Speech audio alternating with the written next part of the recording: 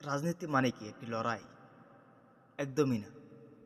আসলে আমাদের দেশের জাতিরা রাজনীতিকে ব্যবসা হিসেবে বানিয়ে নিয়ে রাজনীতি বানিয়ে ফেলছে লড়াই।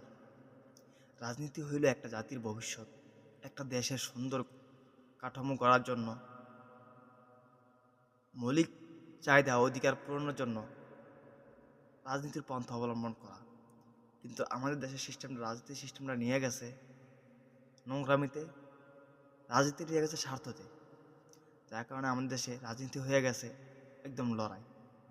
চোখে চোখ রেখে লড়াই, হাতে হাত রেখে লড়াই, শরীরে শরীর মিলিয়ে লড়াই।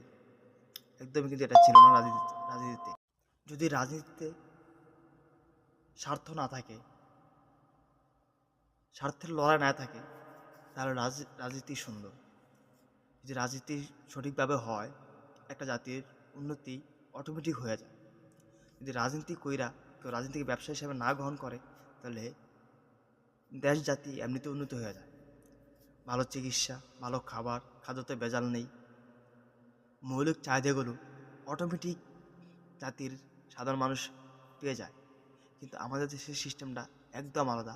রাজনীতিকে বানিয়ে ফেলছে ব্যবসা, যার কারণে নিজের স্বার্থই নিজেরা বুঝে, কিন্তু সাধারণ জনগণের চিন্তা করে না।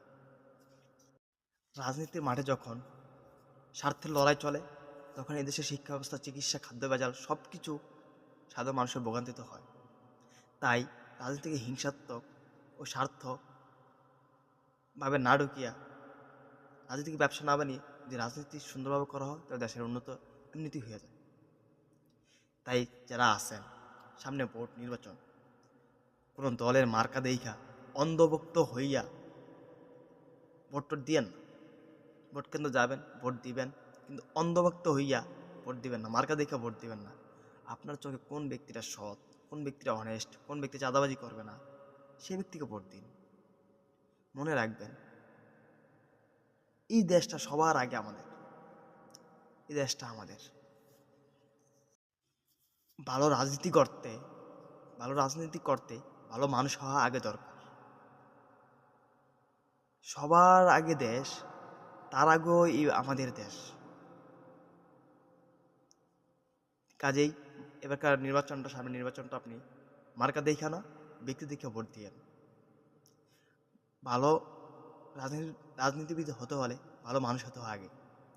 যাকে ভোট দিবেন সে ভালো মানুষ কিনা, যে মার্কা ভোট দিবেন সে মার্কার লোক ভালো মানুষ কিনা, সেটা যাচাই করে পরে ভোট দিবেন। সবার আগে আমাদের দেশ বাংলাদেশ।